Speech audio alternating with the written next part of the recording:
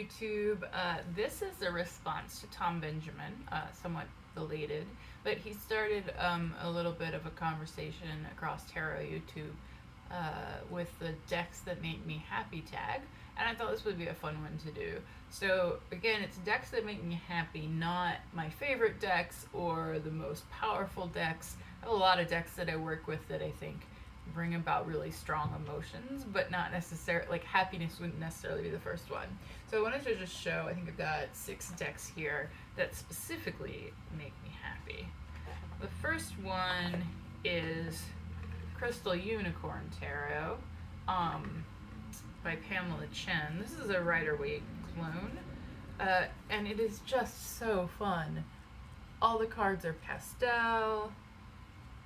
They've got unicorns, they've got crystals, a lot of them have rainbows, and they can still convey, obviously, the full emotion of the Rider-Waite Smith, but it's a little softer, a little gentler, and every time I look at it, I'm just like, yes, unicorns. So this would be the first one that kind of sprang to my mind with this prompt. So the next one is a fairly minimalist deck.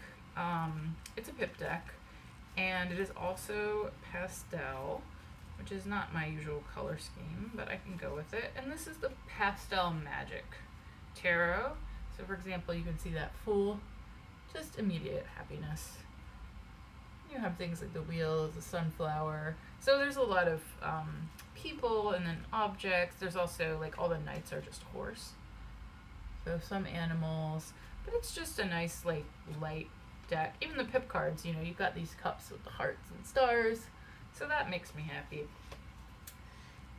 And then this one is one of the few pop culture, like, specific media property decks I have. It's the Future Vision Gem Tarot, which comes from the show Steven Universe. So if you are not familiar with Steven Universe, it's a pretty fun cartoon. It's probably my favorite all ages show that's on right now.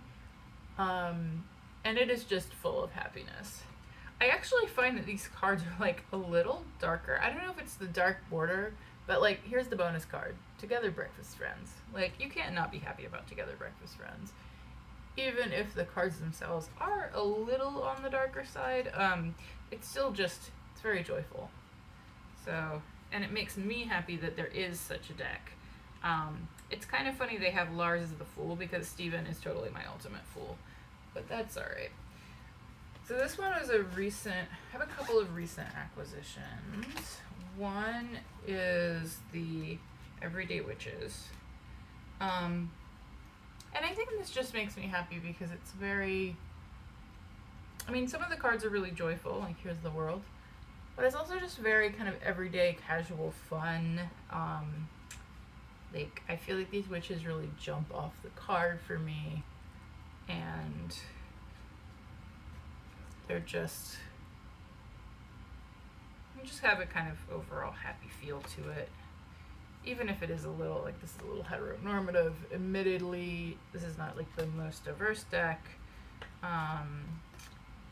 I think it's just a very kind of straightforward witches hanging out, and that concept does make me happy. And then the other one that I got fairly recently is the Heartful Spirits Tarot, and this is just whimsical. I really like whimsical energy. You do have to do a little more work of interpretation. They're not going to be super obvious, but I like the whimsy, and I like the kind of swirling nature of the images. I definitely think they're evocative, but they're also really kind of a positive deck. And then the last one is probably no surprise.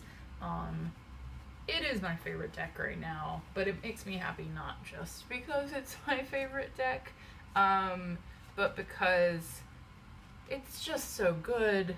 I love that it represents me and my friends. I love that it is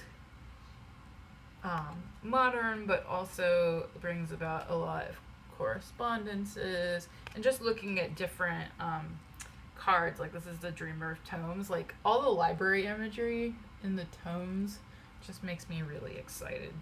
So that's the Numinous.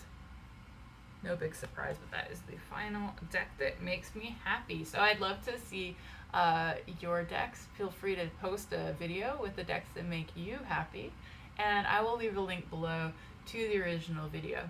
If you enjoy this kind of tarot content, then don't forget to like and subscribe, and let me know if there's a particular topic or a deck that you'd like to hear about.